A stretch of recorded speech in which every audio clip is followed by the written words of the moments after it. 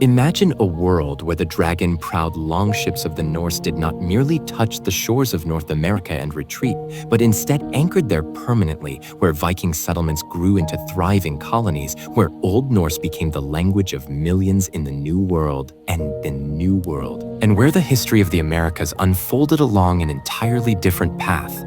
This is not merely fantasy, for the Vikings did reach North America. They did establish a settlement, and they came tantalizingly close to creating a permanent presence in a land they called Vinland. In our timeline, around the year 1000 CE, Norse explorers led by Leif Erikson sailed from Greenland and discovered a vast new land across the Western Ocean. They established a settlement at a place we now call Norse-American Newfoundland. For a few brief years, Vikings lived in North America, harvested timber, explored the coastline, and encountered the native peoples they called Skraelings. But conflicts with the natives, the difficulty of maintaining supply lines across the North Atlantic, and internal disputes led the Vikings to abandon their American settlements after only a few years, returning to Greenland and eventually to Iceland and Norway. The knowledge of Vinland persisted in Norse sagas, but no sustained colonization followed. But what if different choices had been made? What if the Norse settlers, instead of abandoning Vinland, had persevered through the early conflicts and hardships? What if more ships had come, bringing more settlers, livestock, and supplies? What if the Vikings, those master seafarers and adaptable warriors who had colonized Iceland and Greenland against tremendous odds, had applied that same determination to establishing a permanent presence in the resource-rich lands of North America? Tonight, as you settle into rest, let us explore this alternate history together. Close your eyes and envision the longships cutting through gray northern seas, loaded with families seeking new lands and new futures. See the forests of Vinland stretching endlessly inland, richer than anything in treeless Greenland or rocky Iceland. Hear the clash of Norse and native cultures, sometimes violent but increasingly cooperative, as two peoples learn to share a vast continent. Watch as Norse America grows from a handful of struggling settlements into a civilization that will forever change the course of human history. The critical difference to understand how Viking colonization of America might have succeeded, we must first understand why it failed in our timeline. The settlement at Landsauks Meadows faced multiple challenges.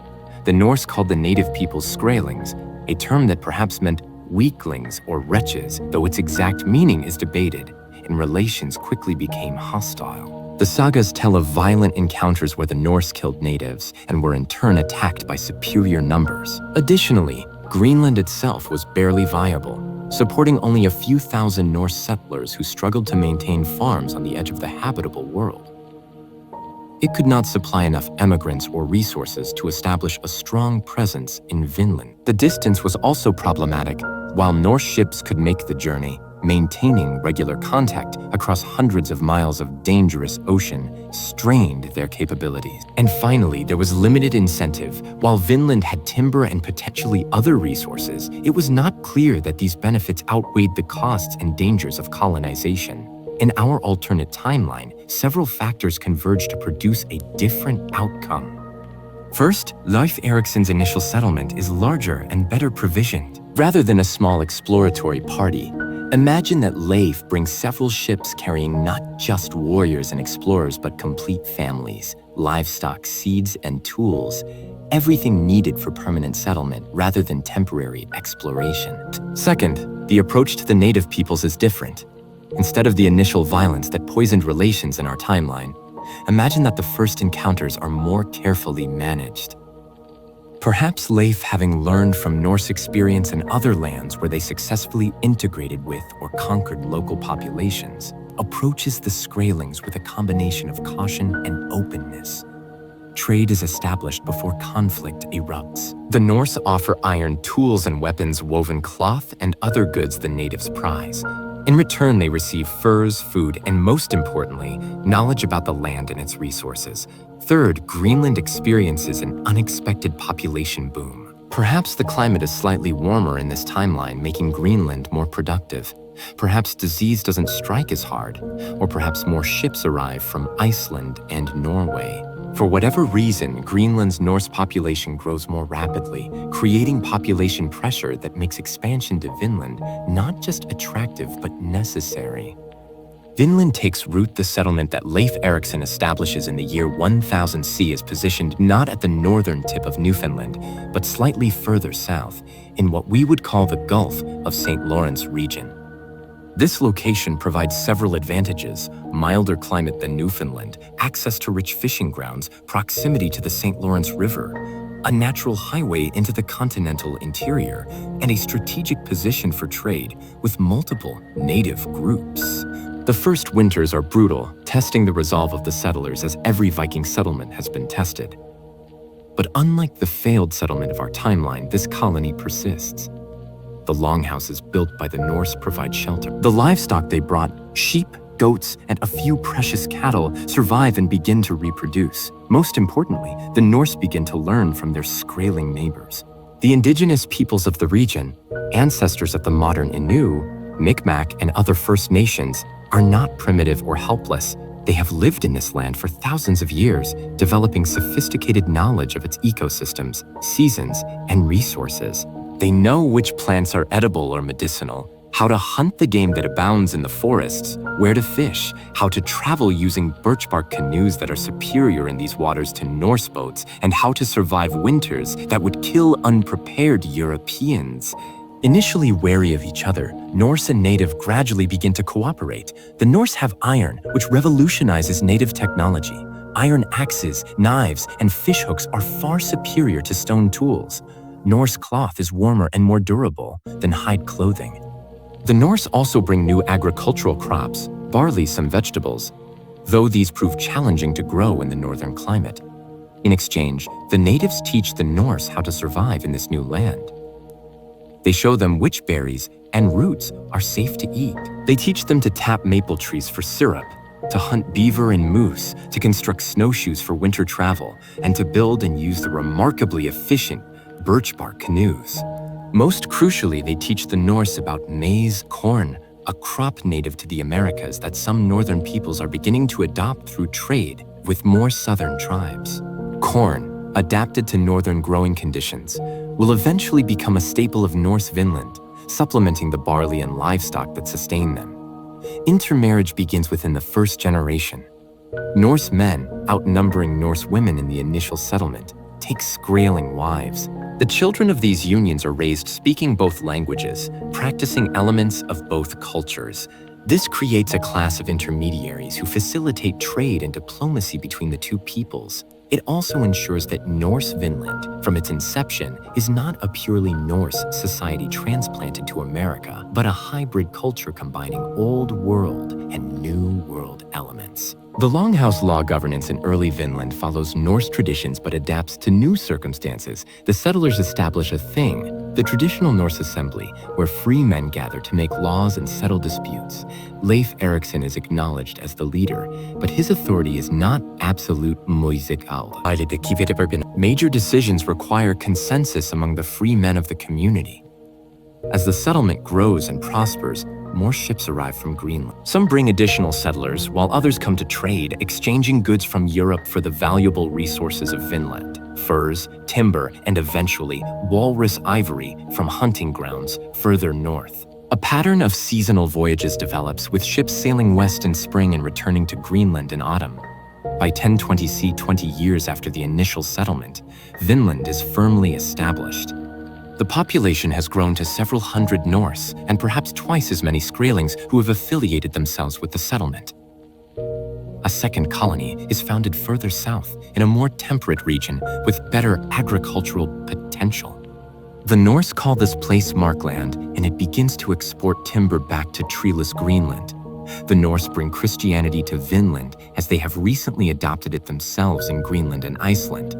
Christianity in Vinland develops differently than in Europe. The proximity of native spiritual traditions, the practical concerns of survival that supersede theological debates, and the distance from Rome and ecclesiastical authority create a more flexible, syncretic form of Christianity. Churches are built, priests conduct services, and Norse children are baptized.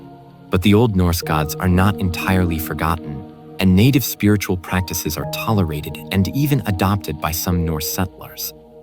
By 1050 CE, the children born in Vinland have come of age. These second-generation colonists know no other home. Unlike their parents, who remember Greenland or Iceland with nostalgia, these young people are Americans in a way their parents never could be.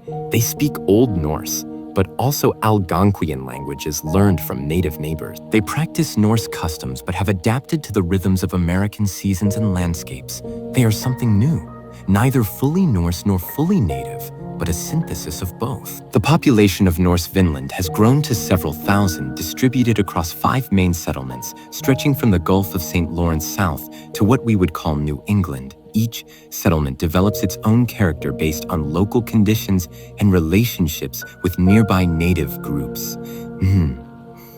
The northernmost settlement specializes in hunting and fishing, sending furs and dried fish back to Greenland. The southern settlements focus on agriculture, growing barley, wheat, and increasingly, the Native American crops of corn, beans, and squash that prove remarkably productive in the American soil. The relationship between Norse and native populations has evolved into something complex and multifaceted. In some areas, the relationship is one of genuine alliance and cooperation, with intermarriage common, and the boundaries between Norse and native becoming increasingly blurred. In other areas, tensions persist, with competition over hunting grounds and fishing rights occasionally erupting into violence. But overall, a modus vivendi has been established. The Norse are too few to dominate by force, and the natives find Norse goods and alliance too valuable to reject entirely. The fur trade network, the economic foundation of Norse Vinland, is the fur trade. The forests of North America teem with beaver, otter, marten, and other fur-bearing animals whose pelts are highly prized in Europe. Norse traders, working with native partners who do most of the actual trapping, send ship after ship loaded with furs across the Atlantic.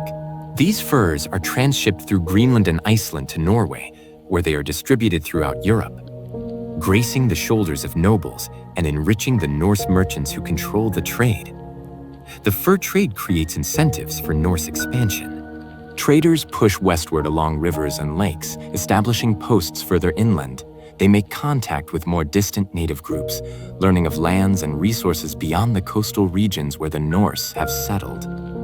Tales filter back of vast inland seas, the Great Lakes, of mighty rivers flowing through endless forests, and of peoples whose cultures and technologies differ dramatically from the coastal Algonquian groups the Norse have dealt with thus far. This expansion is not without cost.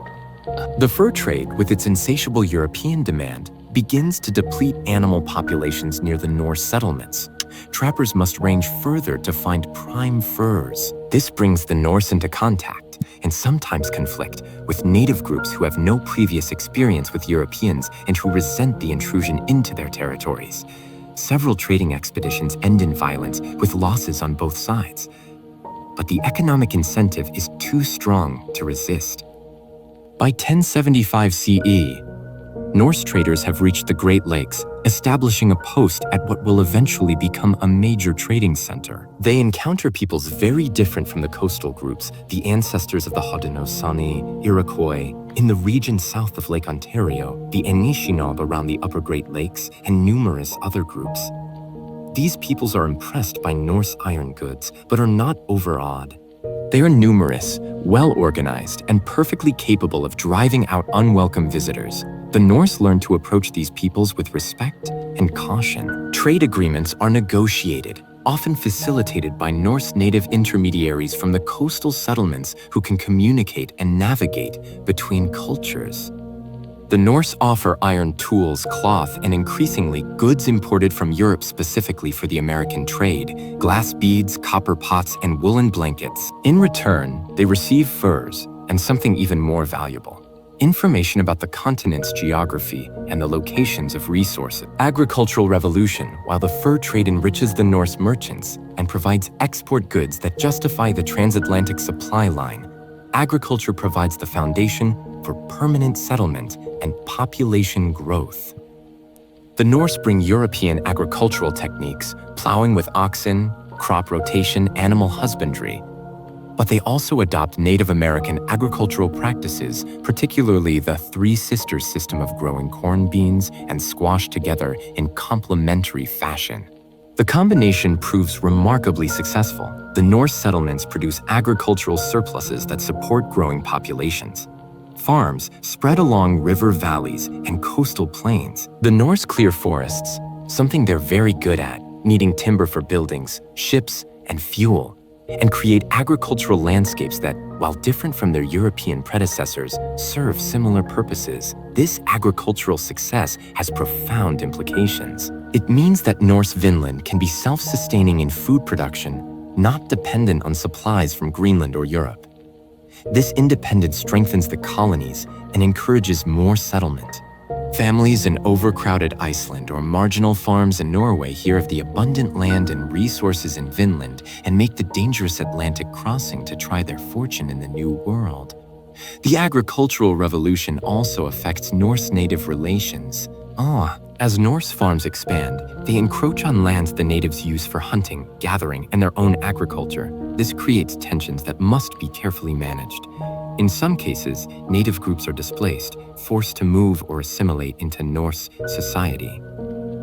In other cases, agreements are negotiated, establishing boundaries and hunting rights.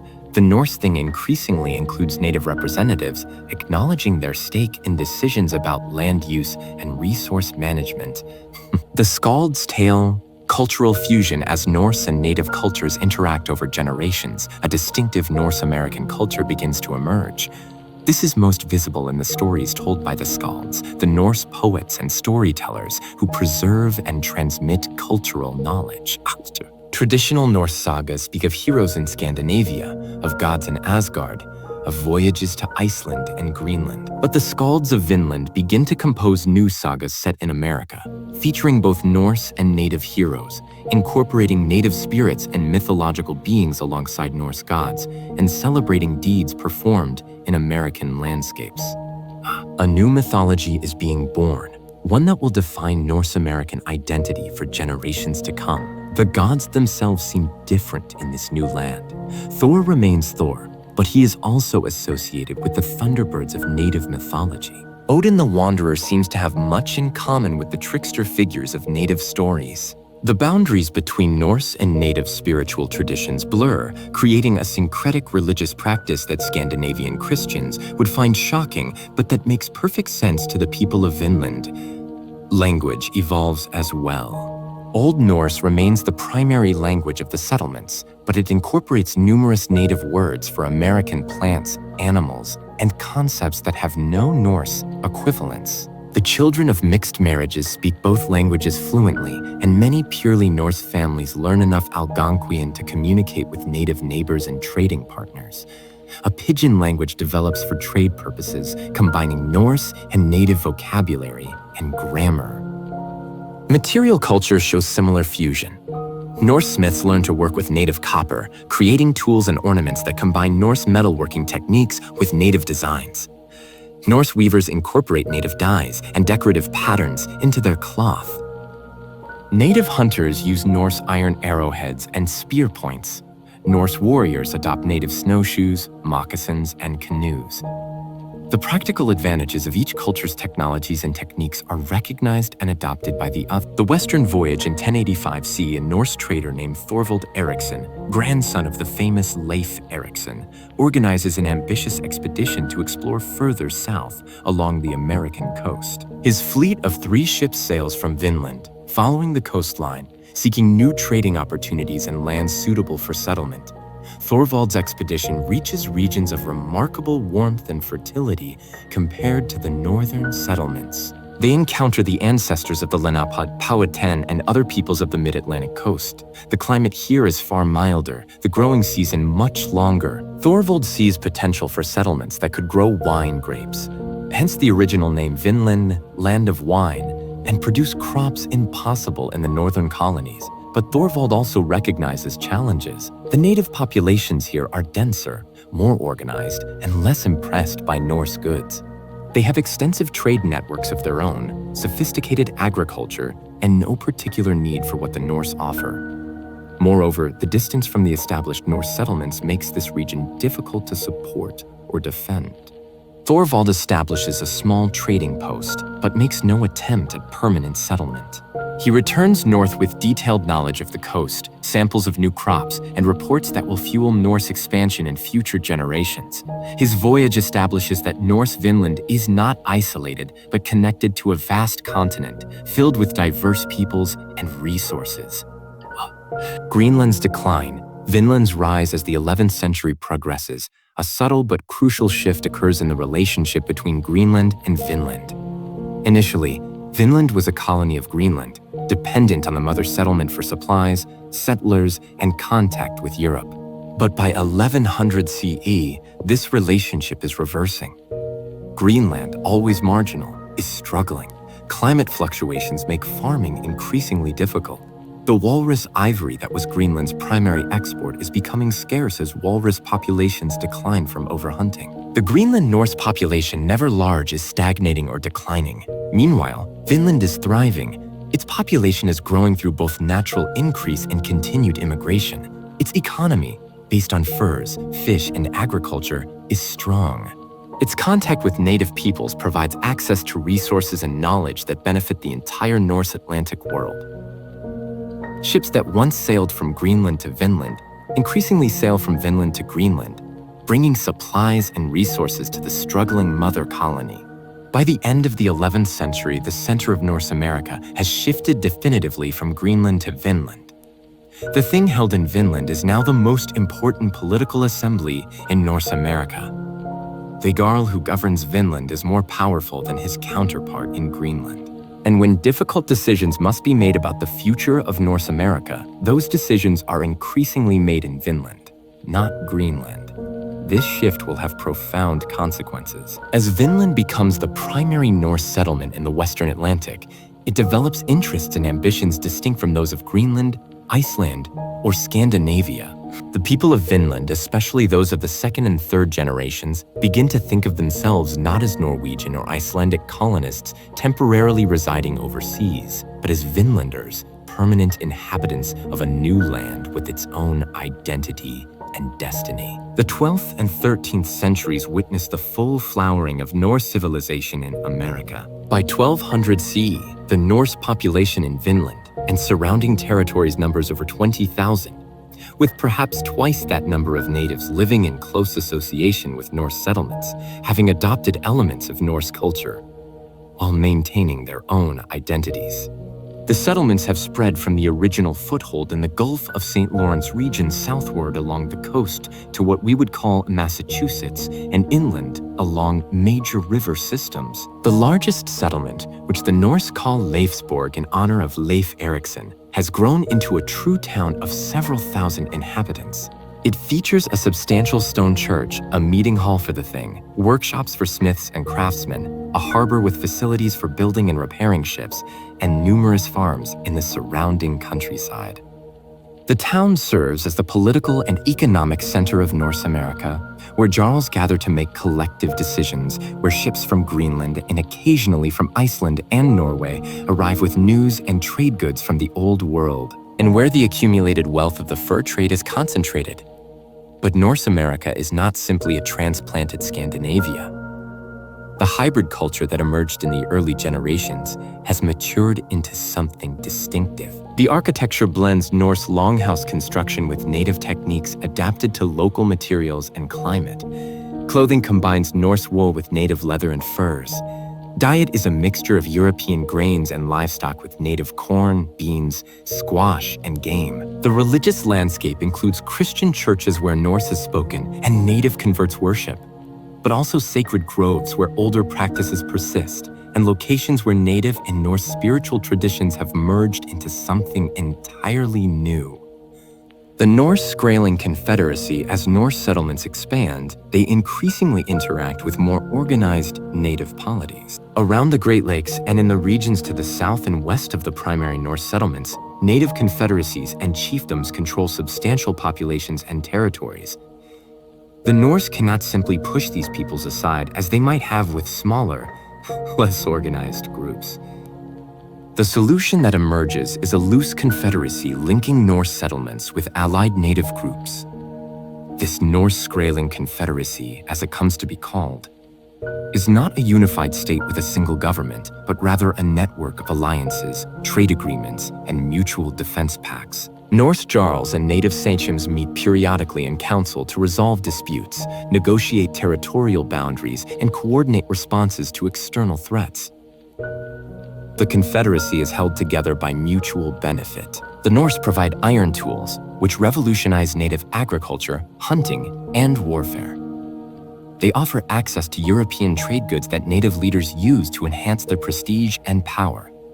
They bring new crops from Europe and new agricultural techniques. In exchange, the natives provide furs, serve as guides and interpreters for Norse expeditions into the interior, share knowledge of the land, and most importantly, provide military support.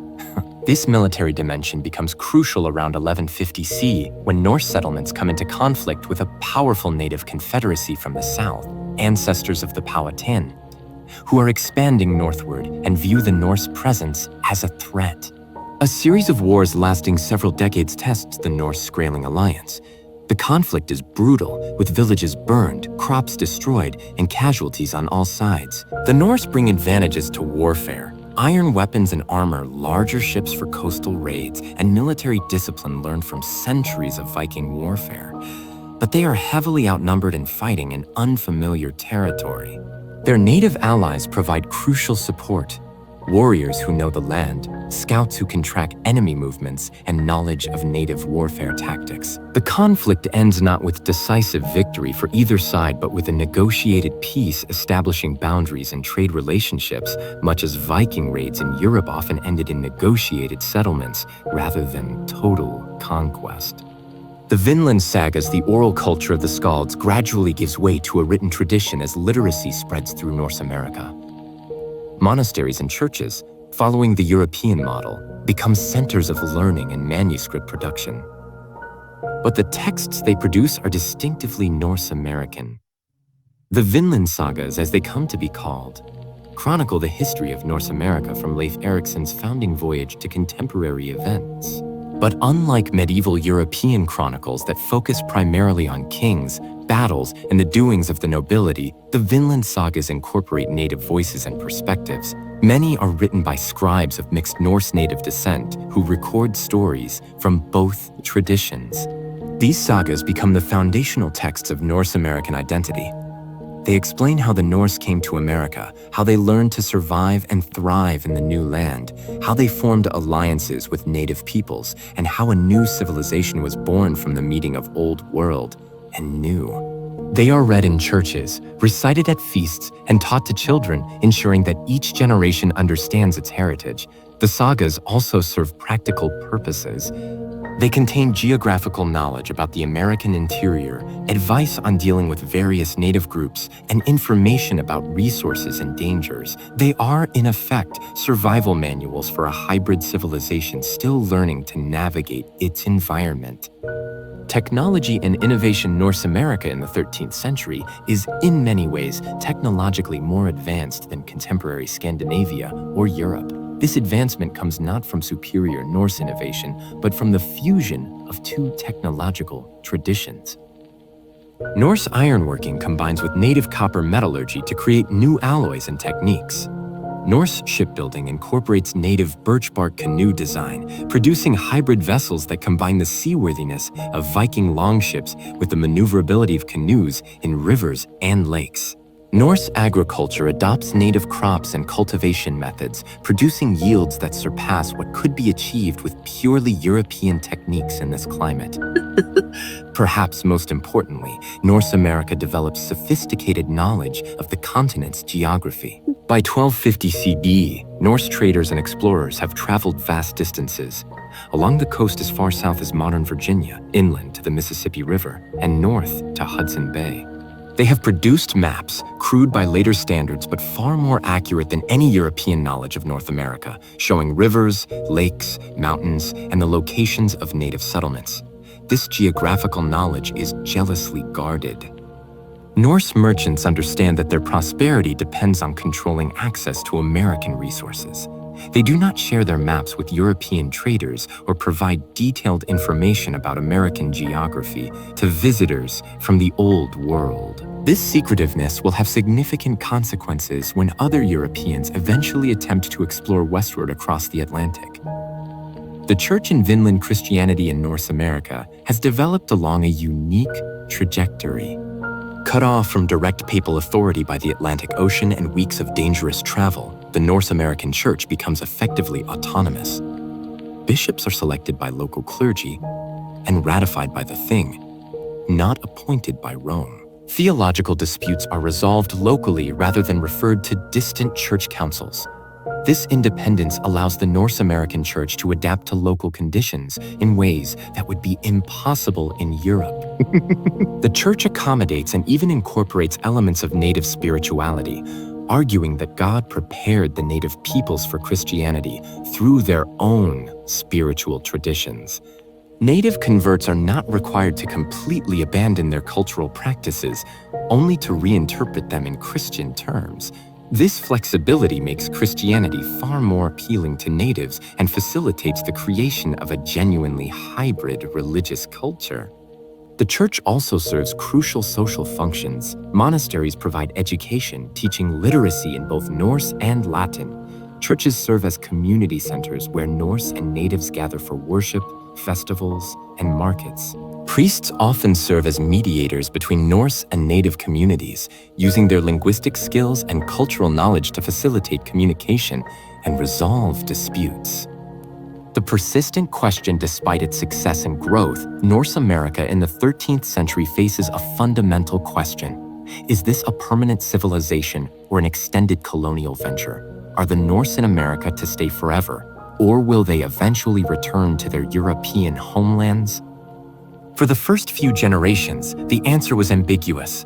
Many settlers maintained connections to Greenland, Iceland, or Norway, thinking of themselves as expatriates who might someday return. But by 1250 CI, this ambiguity has largely resolved. Most Norse Americans have never been to Europe and have no desire to leave the land of their birth. The wealth and opportunities in America exceed anything available in overcrowded Scandinavia. The distinctive culture that has emerged, hybrid, innovative, adapted to American conditions, is something they value and wish to preserve. Yet the connection to Europe remains important. Ships still cross the Atlantic regularly, bringing news, trade goods, and occasional new settlers. European ideas, technologies, and fashions influence Norse America. The Norse Americans still speak Old Norse, worship in Christian churches, and see themselves as part of the broader Norse cultural world. They are American, but they are also Norse, and they do not see these identities as contradictory. In 1472, a Portuguese caravel exploring westward across the Atlantic in search of new fishing grounds encounters something unexpected. A Norse trading ship sailing confidently through waters the Portuguese believed unknown to Europeans. The captains, neither speaking the other's language fluently, communicate through a mixture of gestures, Latin, and simple Norse-Portuguese phrases. The Portuguese captain learns to his astonishment that there are Norse settlements in lands across the Western Ocean, settlements that have existed for nearly 5 centuries. When news reaches Lisbon, the Portuguese court is skeptical. Vikings in America? Surely this is a tall tale or misunderstanding. But when the Portuguese send an official expedition in 1475 that makes contact with Norse settlements along the coast, the truth becomes undeniable. The Norse have been in America all along, establishing a thriving civilization while the rest of Europe remained ignorant of the continent's existence. This discovery sends shockwaves through European courts.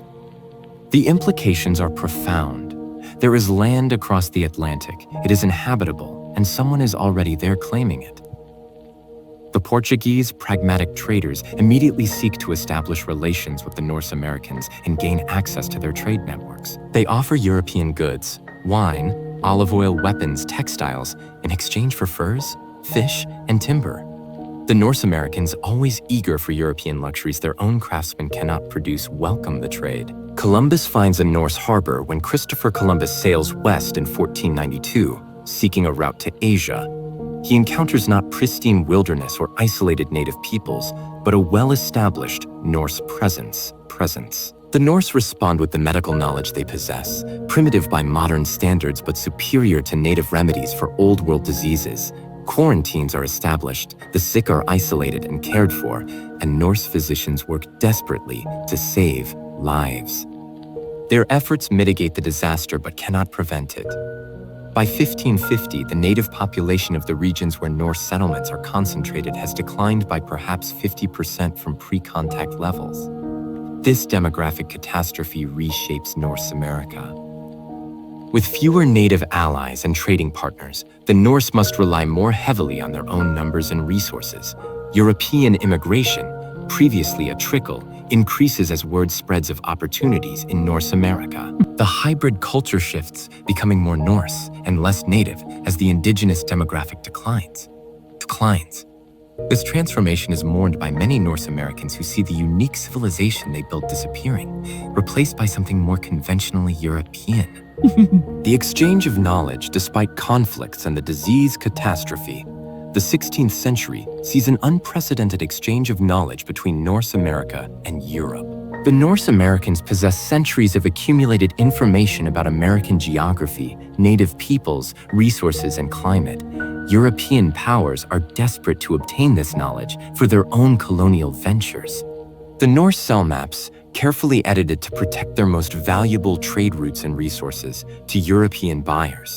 They hire themselves out as guides for European expeditions, ensuring their own interests are protected while profiting from European gold. They export American crops that they have been cultivating for centuries, introducing Europe to corn, potatoes, and tomatoes generations earlier than in our timeline. In exchange, Europeans bring new technologies that Norse America has not developed. The printing press, which revolutionizes communication and record keeping. Improved shipbuilding techniques that create vessels more efficient than traditional Norse longships. Firearms, which transform both warfare and hunting. And new agricultural implements and methods. The Norse Americans, never too proud to adopt useful innovations, eagerly incorporate these technologies. By 1600, Norse America is no longer isolated from the broader currents of European development. It participates in the scientific revolution, the Reformation, and the economic expansion that characterizes early modern Europe. But it does so as an independent entity, not as a European colony, maintaining its distinct identity while engaging with the wider world. As the 17th and 18th centuries unfold, Norse America continues to evolve and prosper. The population grows through both natural increase and continued immigration from Scandinavia and other parts of Europe. By 1700, over 200,000 people of primarily Norse descent live in the settlements stretching along the Atlantic coast and penetrating deep into the continental interior. The cities, Leifsborg, Thorshaven, Eriksvik, rival colonial cities in size and sophistication. The Industrial Revolution reaches Norse America in the late 18th century, transforming the economy and society. Water-powered mills appear along rivers, processing grain and timber with unprecedented efficiency. Iron forges multiply, producing tools, weapons, and eventually, machines. Shipyards build larger, more sophisticated vessels that carry Norse American goods, furs, fish, timber, grain to markets throughout the Atlantic world. Railways begin to appear in the 1830s, connecting coastal cities to interior settlements and facilitating the movement of people and goods. But industrialization brings tensions. The traditional thing-based governance system, adequate for scattered agricultural settlements, struggles to manage the complexities of an industrial society with growing class divisions between wealthy merchants and industrialists and working-class laborers. Democratic movements inspired by the American Revolution to the South and the French Revolution in Europe demand more representative government and expanded political rights. In 1845, after decades of political agitation and negotiation, Norse America adopts a written constitution establishing the Norse-American Republic.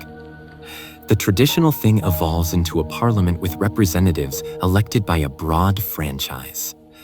The office of High Jarl becomes a largely ceremonial position, with real executive power vested in an elected president. Individual liberties are guaranteed, and the rule of law is established. The Constitution is a compromise between traditional Norse communal governance and modern democratic principles, creating a political system uniquely suited to Norse-American conditions.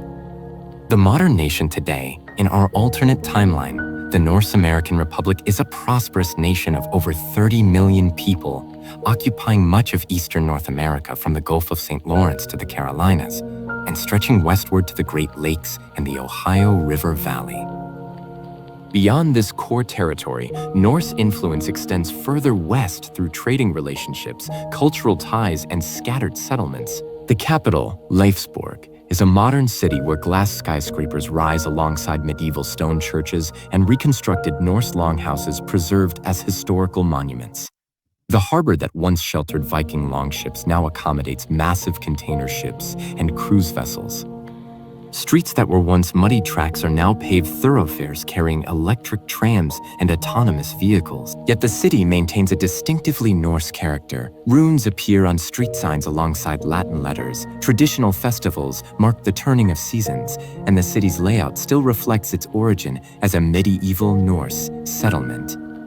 The Norse-American language, descended from Old Norse but incorporating centuries of linguistic evolution and borrowing from English, native languages, and other sources, is spoken by millions. It is a living language used in government, business, education, and daily life, though most Norse Americans are bilingual, also speaking English to communicate with their neighbors to the south and across the Atlantic. Written Norse uses a modified runic alphabet for formal and ceremonial purposes, while a Latin-based alphabet serves everyday needs. The hybrid culture that emerged in the early centuries of settlement has matured into a rich and complex civilization. Norse-American cuisine combines Scandinavian traditions with native ingredients and techniques. Lutefisk shares table space with cornbread, smoked salmon with maple-glazed venison. Architecture blends Norse timber framing with native materials and modern construction techniques. Music incorporates the haunting tones of traditional Norse instruments with native drums and flutes and contemporary electronic sounds. Religion in North America is diverse and tolerant. The majority of the population belongs to the Norse Lutheran Church, a denomination that separated from European Lutheranism in the 16th century and has evolved its own distinctive theology and practices. But substantial minorities practice Catholicism, various Protestant denominations, indigenous spiritual traditions, and increasingly, non-Christian religions brought by recent immigrants. The Constitution guarantees religious freedom, and Norse Americans take pride in their tradition of religious tolerance forged from centuries of coexistence between Norse and native spiritual practices.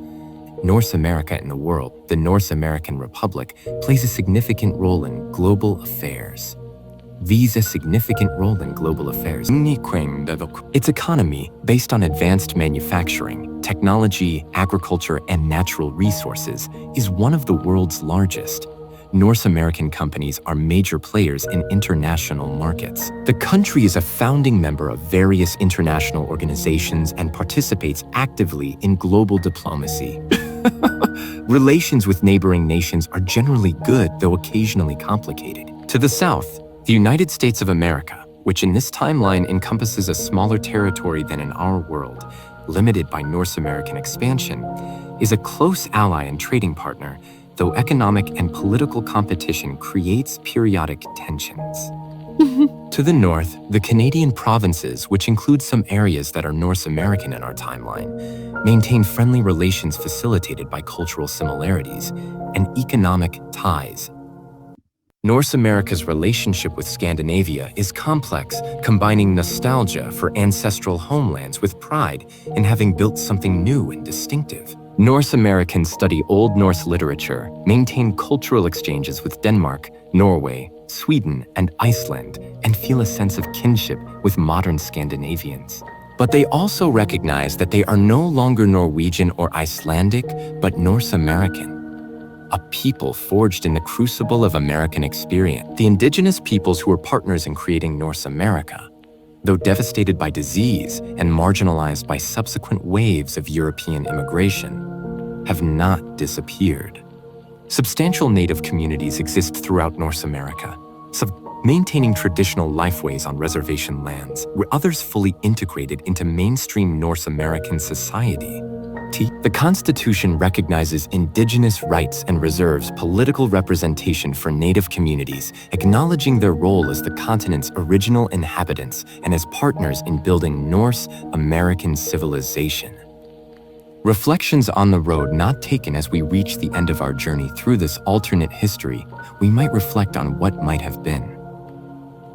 In our timeline, the Viking settlement in Vinland failed, leaving only archaeological traces and saga references to hint at what could have been. But in this alternate world, those early settlers persevered, adapted, and built a civilization that has endured for over 1,000 years. Would the world be better or worse if Vikings had successfully colonized America? There are no easy answers.